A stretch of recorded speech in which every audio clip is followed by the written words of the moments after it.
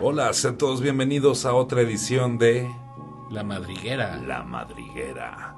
Estoy aquí acompañado por el mismísimo Blerov. Aquí presente, saludos a toda la bandita. Y aquí un servidor, su servilleta, George Noyes.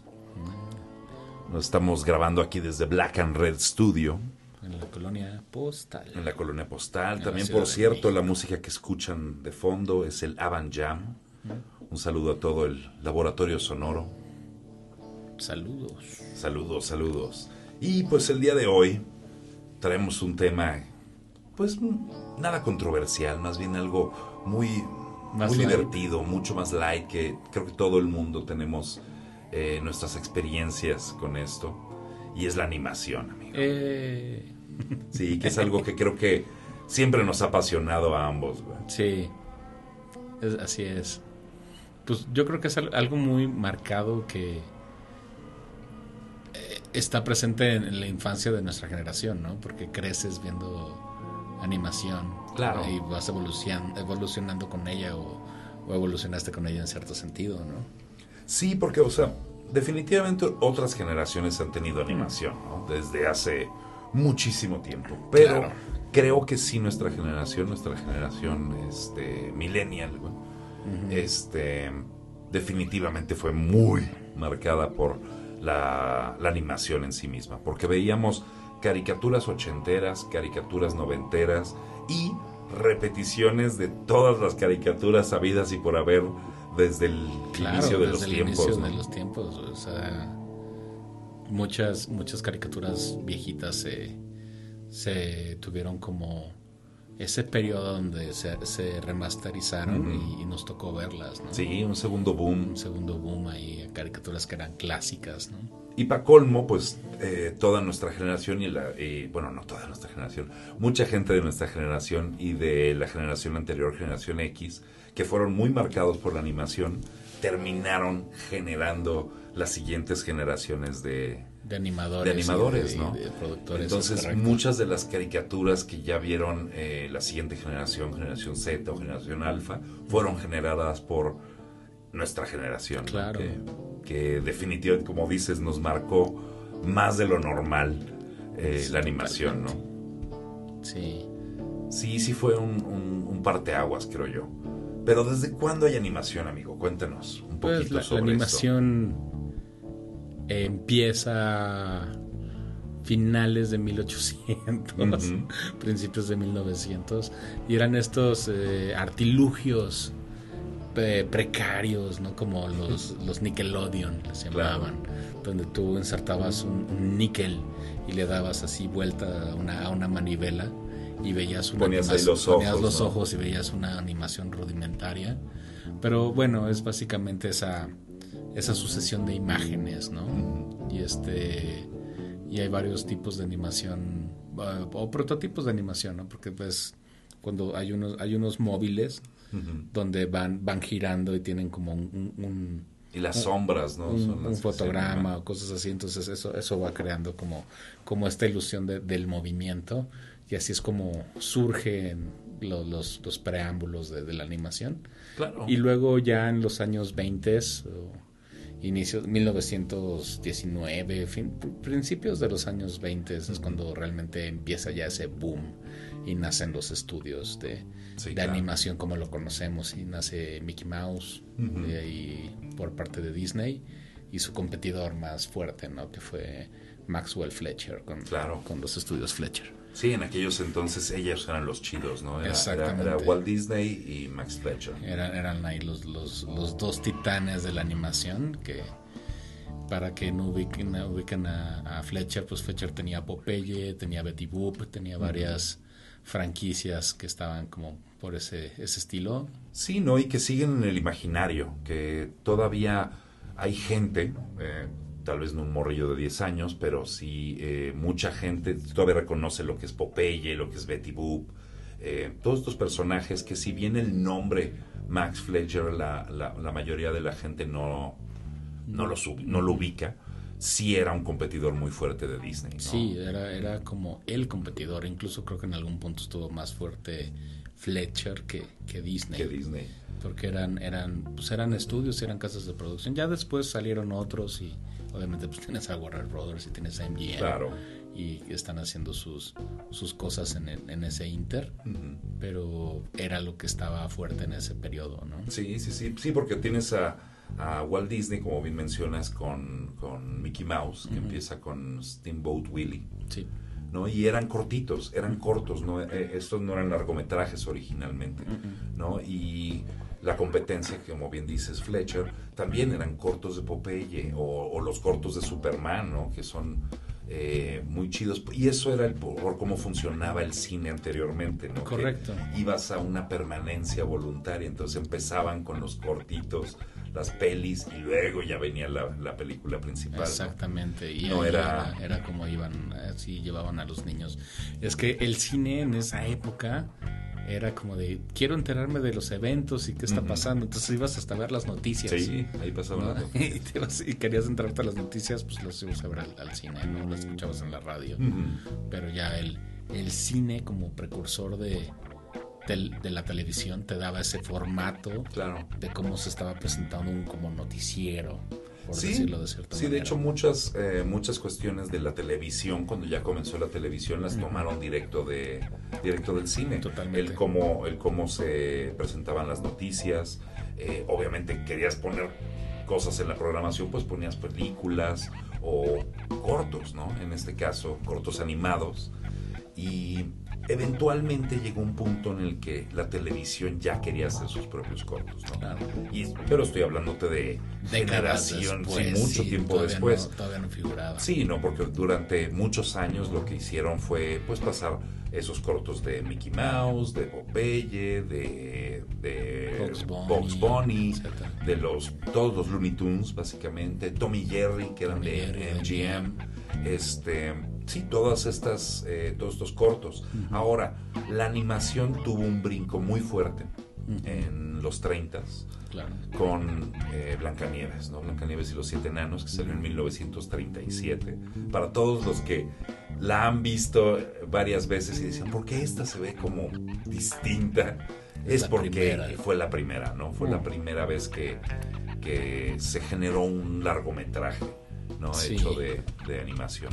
Pues es que hay varios elementos, porque Walt Disney en algún punto se enfrascó en querer proyectar así como medio artístico la animación, o impulsarla como medio artístico la animación, y ver, porque tiene varias aristas, ¿no?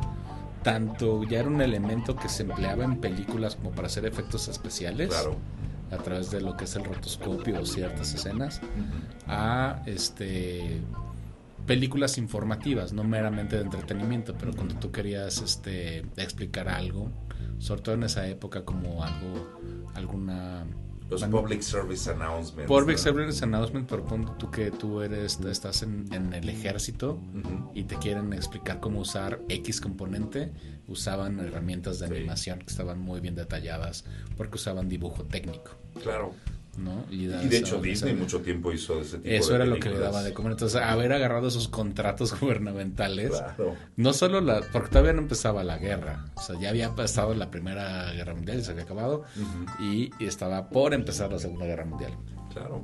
Pero cuando se viene la Segunda Guerra Mundial, entonces se vuelven esas películas de entrenamiento y también como una forma de entretenimiento para los soldados, claro, cosas que puedan ver en el campo de batalla, ¿no? Mientras están ahí en el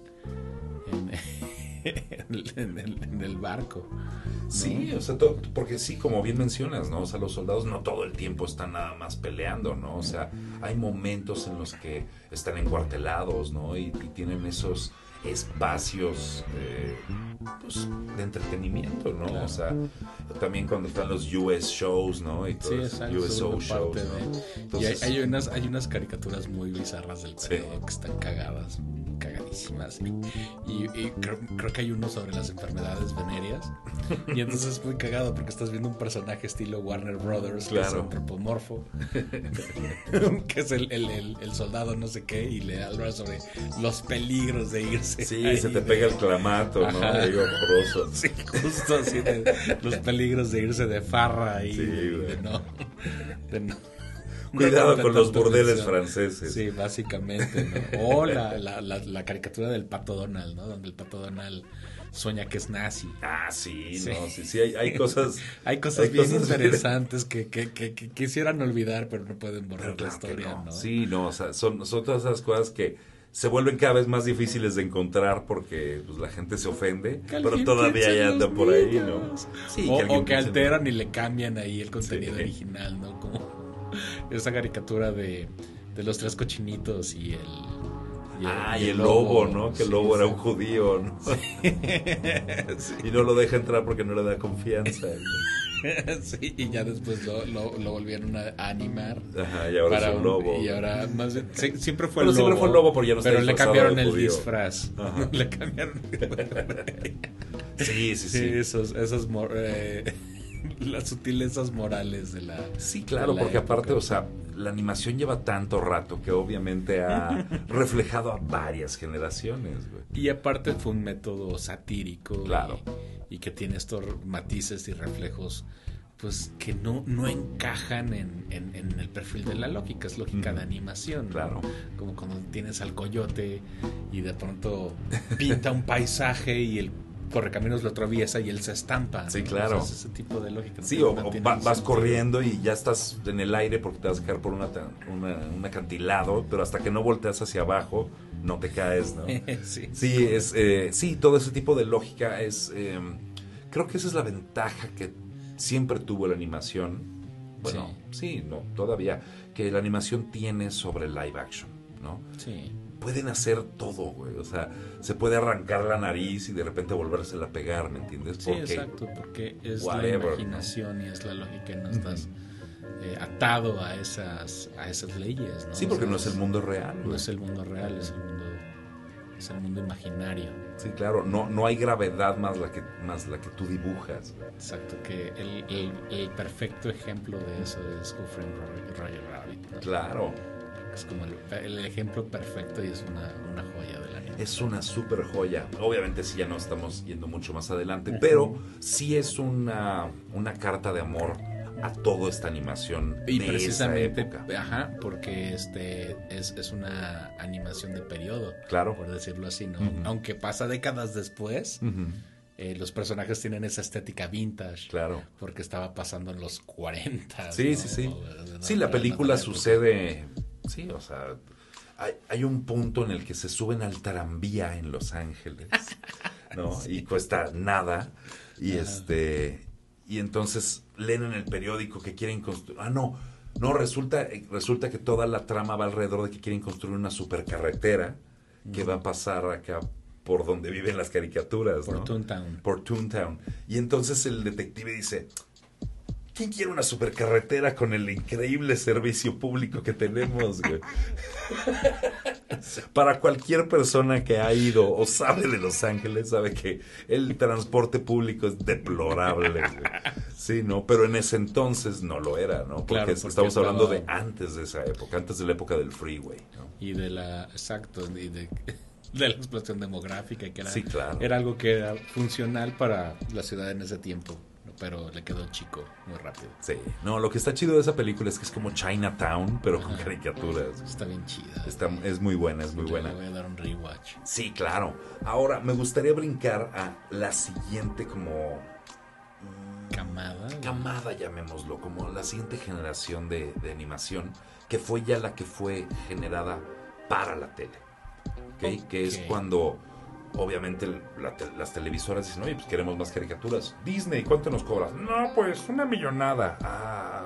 No, pues está perro, ¿no? Porque yo quiero caricaturas todos los sábados, ¿no? Todos los días o lo que sea, güey. Y entonces aparece Hanna-Barbera y dice, yo lo puedo hacer más barato. ¿Neta? ¿Cómo? Pues nada más rehusas sacar la misma animación y cambias el fondo. Pues no, tenía sus métodos. Hanna-Barbera, ahí hay Hay una cuestión de animación en el estilo de animar, que son los 12 y los 24. Uh-huh.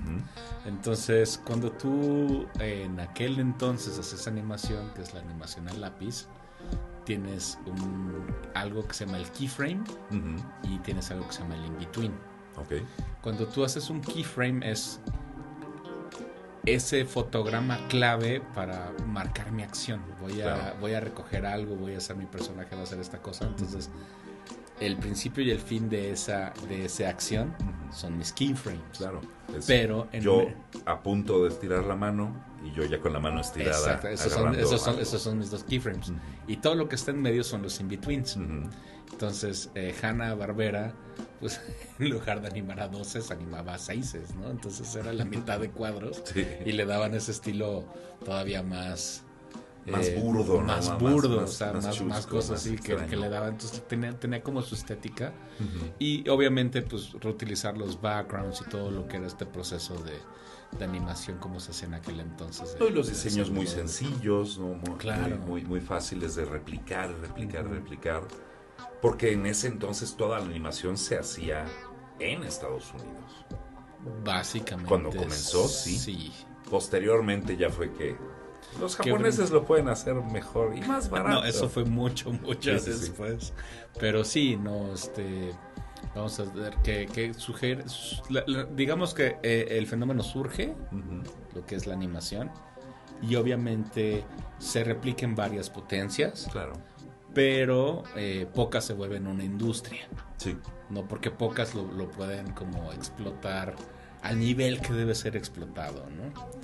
Entonces, obviamente los que entraron primero pues fue Estados Unidos, porque no se vieron afectados de que sí fueron a la guerra, ciudad fue bombardeada, pero no fue destruido ni California, claro, ni Los Ángeles, ni Nueva York, pues, o sea, la gente podía seguir chambeando. Entonces, cuando regresaron, mi casita sigue aquí, todo sigue, y mi estudio sigue aquí, todo seguía ahí. Ya volví por mi chamba. Cuando regresaron a chambear, ¿no? Y eso te permitió a Estados Unidos pues desarrollarse más como potencia cultural y como potencia económica. Claro, ¿no? Sin mencionar que ellos estaban reconstruyendo la mitad de Europa y pues metieron toda su influencia, ¿no? Por eso es que está tan influenciado por cuestiones gringas toda Europa occidental. Uh-huh. Y algunos países pues lo pudieron adoptar de volada, porque acababa la guerra en el 45, uh-huh, y para los 50 ya hay animación japonesa, ¿no? Sí. Y ya tienes Astro Boy y ya tienes ese otro tipo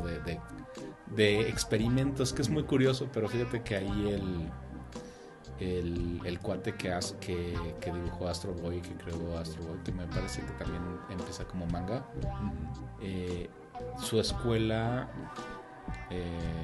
práctica, uh-huh, eran los cómics del Pato Donald.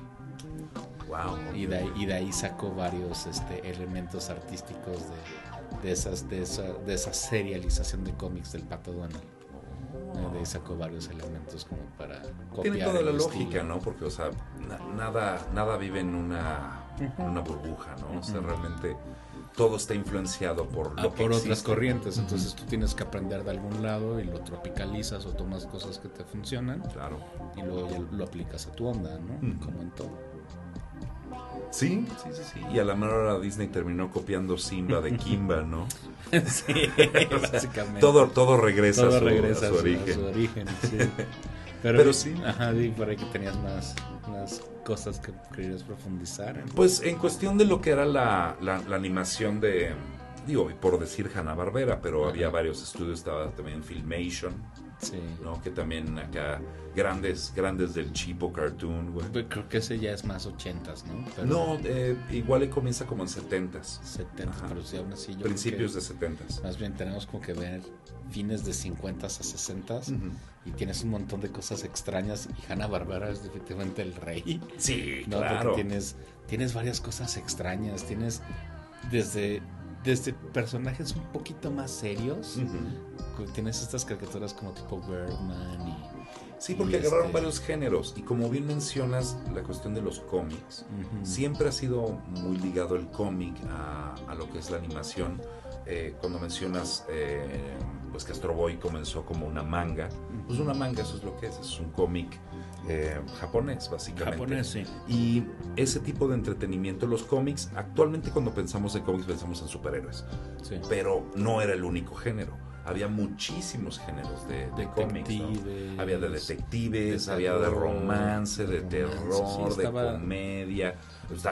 Todos los cómics de Archie, ¿no? Básicamente. Sí, claro. Que eventualmente se terminaron animando también, ¿no? Sí. Y todas esas influencias las tomó Hanna-Barbera.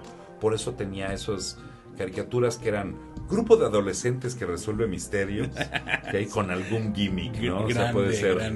Tienen género. un perro, tienen un tiburón que toca la bataca, Sí, ¿no? O sea, son tres chavas y aparte de resolver crímenes, tienen una banda acá donde se visten de gatitas, o sea, Sí, todo ese varias. tipo de ondas, ¿no? Están las caricaturas de superhéroes de ese entonces, que eran el fantasma del espacio, ¿no? Birdman, ¿cómo se llama? El halcón, ¿no? El que sale con Dynamite. Ah, sí, es del Blue Falcon, ¿no? El Blue Falcon, ese mero. Sí, entonces tienes todas, y también estaba el Trío Galaxia. ¿Nunca viste el Trío Galaxia? Sí, claro. Amigo? Por supuesto. O Sí, hay un montón de caricaturas de ese periodo que están... Y eran pues unos rip-offs, ¿no? O sea, tienes acá... Pues es Batman del espacio. ¿También tiene Robin? No, tiene dos Robins y un chango, güey, ¿no? O sea, sí. O tienes a Birdman, ¿no? Que es acá Hawkman, básicamente. Ajá. Pero con poderes solares como poderes Superman, solares, ¿no? Que después se convierte en abogado. Eventualmente tuvieron un revival esas animaciones, ¿no? Sí. Y luego tienes el sitcom, básicamente sí. la comedia de situación, básicamente, ¿no? Sí. Y ahí tienes a los Picapiedra, tienes a Yabadabadoo. Yabadabadoo, que curiosamente los Picapiedra fue la primera caricatura del prime time, ¿no? Correcto. A lo que me refiero con el prime time es la mayoría de las caricaturas de esa época salían los sábados. Era lo que se llamaba Saturday Morning Cartoons, ¿no? Entonces eran específicamente targeteadas para niños, para que se pararan en la mañana y en lugar de ir a fastidiar a sus papás, se pusieran a ver caricaturas. Era un concepto, ¿no? Muy interesante y creo que todavía nosotros, a pesar de no ser parte de la cultura gringa, pero estar empapado, exactamente, ¿no? Teníamos el equivalente del Saturday Morning Cartoon. Sí, claro. ¿No? O sea, los sábados había caricaturas. No ibas a la escuela y tenías una programación especial para los sábados y eran puras caricaturas y te pasabas ahí pegado de las 6 de la mañana a las 2, 3 de la tarde. Tal cual. Y ya que empezaban las pelis, ¿no? Sí. Te las chutabas. Sí, no, y te digo, Los Picapiedra fue la primera que fue en prime time. En lugar de salir los sábados por la mañana, salía un día de la semana ya en la noche, ¿no? Que era pues cuando querían... Pues la gente se quedaba a ver la tele, ¿no? Básicamente. Sí. Su competencia eran otras series live action, no era otra animación, ¿no? Y curiosamente, Pedro Picapiedra y Vilma Picapiedra son la primera pareja que sale en la televisión en la misma cama. Porque antes acá todas las series pues eran bien presionados para esto, como va a llegar a todos lados, tenía que tener el apil para todos, ¿no? Y no tengo nadie. Duda de ese dato, pero sigue. Claro. ¿No? Entonces, anteriormente pues salían las parejas, pero si llegabas a ver la habitación, tenían camas separadas. Si llegabas a ver la animación, ¿no? Si llegabas a ver la habitación, no la animación. Y pero Los Picapiedra, al ser una serie animada, no sé, a alguien se le hizo fácil o alguien dijo, juegue, vamos a intentarlo. Y hasta donde tengo entendido fueron la primera pareja en televisión en salir en la misma cama. Ok, puede... Y ese era otro target diferente, ¿no? Entonces, si tú ves a Los Picapiedra, ¿cuáles son los personajes? Pues son una pareja recién casados, ¿no? Y poco a poco, sus mejores amigos son los vecinos. Pedro Picapiedra se va a chambear. Los problemas que tienen son problemas de adulto, no de niño, ¿no? O sea, entonces, como niño, yo llegué a verlas 1001 veces y obviamente eran muy divertidas, porque estaban en ese punto medio, ¿no? No era animación para adultos como la conocemos ahora, ¿no? No era Ricky Morty, Sí, ¿no? O sea, nada que era algo que pudiera ver toda la familia, pero las situaciones eran pues más para adultos, ¿no? O sea, el que se veía reflejado era el papá, güey, ¿no? Claro, O sea, porque no se veía por cosas. Y ahí es donde volvemos a lo mismo, ¿no? ¿Quién hace esos contenidos? Uh-huh.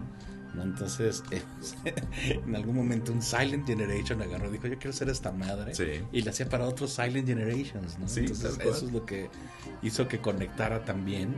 Pero aparte la manera como lo estaba haciendo, pues es que era un contenido que permeaba más allá, ¿no? Claro. Que, de hecho, puedes seguir viendo episodios hoy en día y dices, Y son muy divertidos. Es muy divertido y sigue súper vigente porque Sí.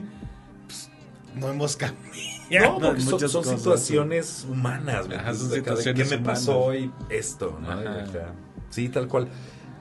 Ahí el gimmick era, pero son las cavernas, ¿no? Y aparte eso es lo que lo hace todavía Rewatchable, ¿no? Porque Claro. dices, sí, claro, están en las cavernas vacías el té. Exactamente, porque por ejemplo yo Ajá. veía, me acuerdo otra serie más o menos de la época que se llamaba Espera que papá llegue a casa, güey, Ok. ¿no? Y era igual una familia, pero eran muy de los 60s, güey. O sea, sí, la casa, cómo se visten, todo eran los 60s, ¿no? Entonces tienes al papá bien cuadrado acá con su saco y corbata todo el tiempo, y los hijos acá bien contracultura, uno acá bien hippie, y la hija es acá gorda y de lentes, y lo que quiere es acá salir a protestar, ¿no? Y más así. Entonces, no estoy diciendo que sea mala, pero definitivamente fue hecha para esa generación y solo esa generación realmente puede absorber todo lo que da. Pero los Picapiedra, pues de vez en vez acá tienes acá el lavatrastes, es un mamut, ¿me entiendes? Sí, Acá es algo que no es de ninguna generación, ¿no? No, pero aparte trataba de reflejar que era que estaba moderno. Claro, era la modernidad. Era la modernidad porque era el appliance, ¿no? Sí. El aparato de línea blanca moderno que tenía el ama de casa, ¿no? Sí, claro, había una tele y tenía control remoto, güey. Claro. Salía un pequeño pterodáctilo a prender tu tele. Exacto, güey. Y Pero les había cagaba su control. chamba. Aparte de Sí. todos los animales que hacían su Siempre chamba, se estaban quejaban. cagados de chale, Odio güey. este trabajo. Odio esta madre, güey. Bueno, otra vez, güey. O se rompía esa madre, ¿no? Sí. Alguna... Por ejemplo, en la película la que hicieron con personas, Ajá. hay una parte chida en la que el triturador de basura se descompuso otra vez, ¿no? Y abre las cortinitas y es un cerdo prehistórico, verde, güey, acá todo gordo. Ajá. Y es que se le atoró esta madre. Entonces ya le mete la mano y le saca el hueso del pescuezo, del ¿no? cogote, ¿no? Creo que eso también pasa una vez en la caricatura. Muy probablemente. Entonces, seguramente nada más lo sacaron literal de ahí, güey. Sí, porque si no está roto, ¿para qué lo arreglas, no? O sea, si ya eres un chiste que funcionó bien en la serie, pues ya lo conviertes, ¿no? Sí. Y esa generación, o al menos todas las caricaturas de las que hemos hablado hasta ahorita, nosotros sí las vimos, pero las vimos en reruns, ¿no? O sea, Totalmente. estaban el regreso del regreso del regreso del regreso Se de habían esa saltado caricatura, 2 o ¿no? 3 generaciones. Sí, claro. Pero las caricaturas que sí nos tocaron en nuestra época fueron una joya. Turbo rompieron el molde, güey. Sí, porque sí se veían mucho más high class que las anteriores. Sí. O sea, ver al Pulpo Manotas y de repente que salían los Silverhawks era así como, ¿qué es esto, güey? Sí, no, hay un boom de caricaturas de los 80s, güey. Enorme. De enorme. Y tienes un montón de cosas que dices, güey. Tienes los verdaderos cazafantasmas, Uh-huh. ¿no? Tienes Los otros cazafantasmas. los otros cazafantasmas, que es la versión de Hanna-Barbera. Ah, no, es Sí, de Funimation, los otros, creo, ¿no? no, sí, creo que son de Filmation. Es de Funimation. Sí, es de Filmation. Y tienes los halcones galácticos, Ujú. los Thundercats, Había joyitas, un montón de cosas por ahí. Porque aparte, o sea, ahí estamos hablando como un poco más de G.I. acción, Joe. pero tenías hasta los pitufos, ¿me entiendes? O sea, Sí, había los un pitufos, buen de cosas. tenías mucha cancha. Uh-huh. Y si es como de finales 80s o principios de los 80s, He-Man. Sí. O sea, He-Man creo que es del 82, 83. Una cosa así, porque curiosamente He-Man fue un concepto hecho por la compañía de los juguetes. Por Mattel. ¿no? Por Mattel. Y la cosa era que iban a hacer juguetes de Conan. Claro. pero a la mera hora, como la película no estaba targeteada para niños y dijeron, no, a la mera hora no se armó ese deal, pero ya empezaban a hacer los moldes, ¿no? Y fue así de, pues cambian el color del pelo, pues güey. Deja eso, creo que el cuate que diseñó a He-Man, o sea, porque fue todo un proyecto integral, ¿no? Y en ese momento, tráete a este güey que hace ilustración, tráete a este güey que escribe cómics, pero eres una compañía de juguetes, ¿no? Entonces empiezas como a hacer todo tú. Debe haber sido muy divertido, ¿no? Y yo me acuerdo por entrevistas haberlo visto en su momento y decía, no, yo quería que fuera más espectacular y más fuerte. Entonces, el hombre más fuerte que te puedas imaginar, pues más fuerte todavía más, güey. Y por más eso poder. Por eso es que si tú ves un He-Man de la época, es ridículamente fuerte. Está mamadísimo. No se puede. O sea, ese güey le pones una rebanada de queso en la espalda y no le alcanza. Pero, exacto. De hecho, el Battle Cat era de otro set de juguetes que tenían por ahí y era un tigre, pues un tigre normal, ¿no? Amarillo. Y entonces dijeron, píntalo de verde y móntalo en esta madre, güey. Pero y dice, sí, se va a ver bien chingón, güey, tú hazlo. Sí, güey.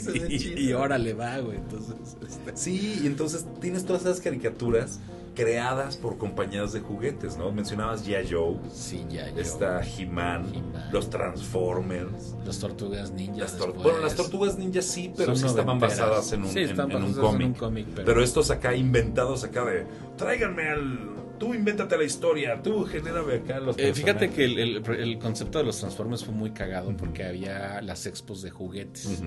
Entonces, en algún punto, alguien viajó a Japón y encontró estos juguetes que eran Transformers, que tenían otro nombre, ¿no? Que eran carritos y cosas que cambiaban de... Transformers, bro. Básicamente, ¿no? Deben haber tenido su nombre en japonés, todo, pero los vieron y dijeron, está poca madre, y son estos 6 modelos, ¿no? Se los llevaron al gabacho, compraron la licencia y les inventaron las historias ya a partir de ahí, güey. Por eso es que Megatron siempre fue una pistola. Sí. Y pues es el malo, güey. Sí, claro. Cosas así. Sí, porque aparte creo que los buenos son vehículos así como trailers y bochos y cosas así. Y los malos son acá helicópteros militares. Y pues era el lado de los Decepticons, pero se crea todo este lore, ¿no? Alrededor de. Y pues ahí tienes 4 décadas después y ahí siguen y ya se han hecho películas. Preguntar a Michael Bay, cosas, ¿no? Sí, su agosto, ¿no? Sí, claro. Sí, y justamente es esto, es esa época que si ya nos tocó a nosotros ver las caricaturas, ¿no? Claro. Y competían con un chingo de anime bien bueno también. Es que ahí ya es cuando se llevan la industria precisamente a Asia y la mano de obra ya se hace en otro país, ¿no? Entonces había dos tipos de animación. Estaba la animación de la entrada del programa, que era donde le echaban todo el presupuesto. Claro. Y luego ya estaba la animación práctica del episodio, que era infinitamente inferior. Entonces tenías un intro poca madre y ya cuando veías el episodio se veía un poquito acartonado, ¿no? Decías, ¿no? Esto no está tan bueno. Esto no está tan bueno. Y luego, pues dependiendo de dónde se fueran las temporadas o de dónde hicieran el cambio, porque luego es, pues pegó, pero bueno, otra temporada y otra temporada. Entonces se iban como que pues jugando con eso, pero al final del día pues es un producto, ¿no? Y claro, tenían que claro. economizar en costos y ciertas cosas. Por supuesto. Sí, no, volvemos a lo mismo. Extraño. Los chidos ahí para economizar fue Hanna-Barbera originalmente, y después ya cuando lo sacaron de Estados Unidos a otros países, pues tienes muchas estrategias que específicamente los japoneses hicieron, porque si alguien sabe eficientar algo, son los japoneses. Sí. Y sí, creo que sí, ese gran boom de la animación ochentera, noventera, wow. Sí, no, sobre todo cuando aparecía una cosa y el rip-off, y el rip-off, y el rip-off. Y el rip-off, ¿no? Sí. ¿Te acuerdas? Había una, creo que era Jason y los Argonautas. Una madre, puede ser. Que eran plantas. No recuerdo. Era una serie de... Iban siguiendo eran como vehículos futuristas o algo así. Y el malo eran plantas, pero eran plantas sapientes, Ok. ¿no? Antropomórficas, güey. Wow. Y estaban estos vehículos así como... Eso no lo recuerdo. Era un Suena clásico. chido. Tenía un intro súper metalero, poca madre. Sí, también Que fue el boom. te hubiera rayado, güey. Así dices, wow, este intro está bien chingón, güey. Sí, no, era cuando los Power Rangers entraban con un guitarrazo, ¿no? O sea, sí. Pues esto es previo. Sí, yo sé, pero te digo, Sí. todo ese boom acá en el Sí, que el ese. rock estaba súper en boga, era Claro, cool y lo o que sea, le sigue, ¿no? Si tú querías ser cool, tenías que tener un intro Claro. de rock y metal y bien pesado, ¿no? Sí, por supuesto. Sí, toda esa generación de caricaturas fue la chida, ¿no? Y fue la que siento yo que influenció mucho a los que están generando caricaturas ahorita. Totalmente. Sí, tenía su arte y sus cosas, ¿no? Por ejemplo, de animación actual, obviamente, ya vemos animación para adultos, ya no vemos las caricaturas que están hechas para los niños, pero de animación actual, ¿qué te prende, amigo? Hay cosas, ¿no? No es como... Pero tengo que pues cascarearle, ¿no? Y estar viendo a ver encontré varias cosas interesantes, pero bueno, comercial, pues está Ricky Morty, aunque claro. Ya siento que ya agarró un declive en las pasa. últimas temporadas por polémicas y que hubo cambio de escritores y se murió el productor y luego varias cosas y cambios de compañías, etcétera, ¿no? Y por otro lado, pues no sé, hay cosas raras. Por ejemplo, vi hace poco una que se llama Side Effects, que está nominada a Emmy.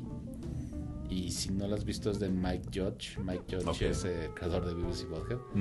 Y me parece que él es productor, pero también hace voces. Okay. Básicamente es es como este científico que vive fuera de la red o del sistema, que es como un biólogo, un botánico, Okay. y de pronto encuentra un hongo que se llama The Blue Angel, el ángel azul, y tiene propiedades así de sanación bien cabronas. Nice. Entonces lo que pasa es que si te estás muriendo, tienes una enfermedad, esa madre te cura así instantáneamente, y las farmacéuticas andan pues queriendo acá como ocultar que existe esa madre, claro, ¿no? Entonces les tumba el negocio, les tumba el negocio, ¿no? Entonces sí, de pronto hay como cosas así que dices, esta madre está bien chida, ya sí. me la voy a chutar, ¿no? Sí, hay cosas bien chidas, ¿no? Por ejemplo, esa animación, digo, no es de este año, pero Primal. Primal es de Gandhi Tartakovsky. Sí, no, es una gran caricatura, ¿no? Y todo está expresado sin diálogos, ¿no? Porque es un cavernícola y un T-Rex, ¿no? Sí, básicamente. Y se gruñe, ¿no? Básicamente. Pero el cómo está contada todo y el cómo está animado, y los diseños y los colores y todo es el storytelling, está que fabuloso. Ahí es donde ves ahí a Gandhi Tartakovsky siendo él, porque él es muy bueno en ese tipo de storytelling, sí. ¿no? Y cómo narra sus proyectos, tiene como que ese estilo muy peculiar. ¿Con qué fue lo que empezó él? ¿Con Dexter? El laboratorio de Dexter, y fue productor de muchas cosas también, ¿no? Pero sí tiene Samurai Jack también es de él, y pues estuvo ahí como con su oficina en el Cartoon Network muchos años. Un ratote. ¿No? Ajá. Que bueno, ahí abres otra puerta, ¿no? Lo que es el Cartoon Network, ¿no? Sí, que fue el canal de solo caricaturas todo el básicamente tiempo. es la derivativa directa de Hanna-Barbera, ¿no? Y entonces todos esos personajes, ya después lo que pasa es que AOL compra Warner y a su vez compran Hanna-Barbera, y como cuando compran todas las propiedades intelectuales, pues ya se vuelve este monstruo, ¿no? Pero enorme. De contenidos, y ya han seguido compraron Discovery hace poco, han estado creciendo su repertorio mediático, ¿no? Sí, esa es la cosa, ¿no? Mientras más van creciendo, más le van metiendo a diferentes ramas, y una de ellas es la animación, ¿no? Una joyita que está por ahí que que me gusta mucho, y a ti también, y que por desgracia ya acabó, es Venture Brothers. Gran serie. Que es una parodia del universo de Johnny Quest. otra joya de Hanna-Barbera. Es otra joya de Hanna-Barbera de los 60, pero tiene ese estilo de... A ver qué hubiera pasado si estos güeyes hubieran crecido con todos sus traumas, ¿no? Y estuvieran en la época actual. Es brillante. Es fabulosa. Está bien chida porque sí toma todos esos rangos acá de aventuras y espías y superhéroes y todo ese tipo de cosas y las mezcla en este fabuloso universo turbobizarro, ¿no? Sí. Sí, no, es genial, es una gran caricatura. Sí pueden, si no han visto Venture Brothers, vean Venture Brothers. Está en HBO Max. ¿Está en HBO Max? ¿Toda? Toda. Sí, toda. Sí, tienen HBO Max. Creo que le va a tocar un rewatch. Un rewatch, ahí pueden verla y también está la película. Y véanla, ¿no? ¿Te acuerdas también, hablando de Cartoon Network, Metalocalypse? Sí, Metalocalypse también era fabulosa. Hizo cosas chidas. Sí, no, o sea, nada más el concepto de la serie era increíble, ¿no? Que era una banda de black metal que era 1000 veces más popular que los Beatles, ¿no? Entonces, cualquier cosa que hacían esos vatos afectaba la economía mundial, güey. Eran la 12ª potencia del mundo, ¿no? Sí, esos cuatro güeyes. O sea, para que se den una idea, creo que México está como en la 14. Sí, una cosa así. Tenían un PIB más grande que México. Sí, no. Y excelente, porque son una bola de soquetes, ¿no? O sea, tipos sacaron una banda de rock, ¿no? Yo que he estado en una banda de rock y en varias, de hecho, así somos. Entonces, sí, todo este tipo de situaciones acá absurdas, ¿no? Que tiene, y hay un grupo como los Illuminati que andan monitoreando todo lo que hacen estos güeyes. Sí, porque es que como storytelling tiene mucho trasfondo. La animación es un gran medio para estar contando historias, ¿no? Y super gory, güey, la serie. Te puedes dar esas libertades creativas que no te podrías dar con otro medio y te puedes salir con la tuya, ¿no? Sí, claro, güey. Sí, porque, o sea, realmente pues es infinito lo que puedes crear ahí. Cualquier cosa que puedas dibujar varias veces, lo puedes hacer, ¿no? Sí, exacto. Sí, y lo cual, bueno, obviamente ahí estamos, todo este tiempo hemos estado hablando de la animación 2D, ¿no? Que es como la animación tradicional, como le llaman.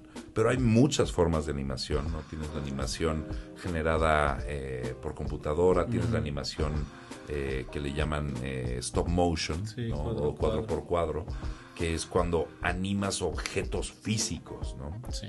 Y bueno, eso es otra caja de Pandora, que de hecho es mi tipo de animación favorita. Hay unos proyectos de animación en stop motion espectaculares, porque ahí el reto también está en construir todos los sets y las marionetas y los vestuarios. Se vuelve proyectos que son extremadamente costosos. Sí, claro. Pero largos. Que vale la pena el resultado final por mucho, ¿no? Sí. Y ¿sabes qué también me encanta de la animación cuadro por cuadro?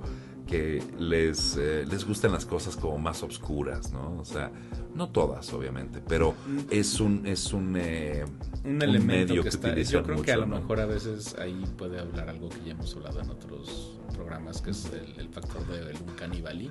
Entonces, cuando de pronto estás, o sea, por no ser una caricatura, sino porque ser un objeto físico y real, entran a veces se está moviendo.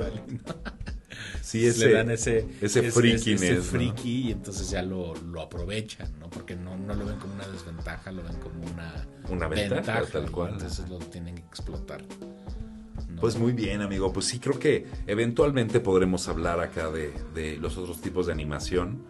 Pero yo creo que ya para esta ocasión aquí lo vamos dejando con una pequeña mojadita, güey, acá de los pies en lo que es el océano, que es la animación, ¿no? Y es pues algo que sí ha estado muy, muy en mi corazón, al menos toda mi vida. Sé que en el tuyo también, y no somos los únicos.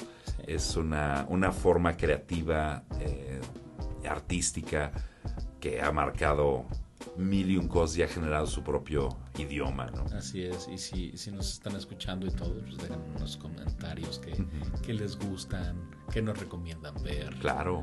¿No? Compartan sus dibujos o su arte con nosotros aquí. Sí, aunque quede así bien feo, aunque se hace un Goku en un cuaderno de cuadros, güey. No importa. Échenlo. Y aquí lo comentaremos en futuros programas. Me late, me late. Pues muchas gracias por escucharnos otra vez aquí en La Madriguera desde Black and Red Studio. Me acompaña Lerov y aquí George Noyes, un servidor, despidiéndonos y diciéndoles nos vemos en la que sigue. Chao. Bye.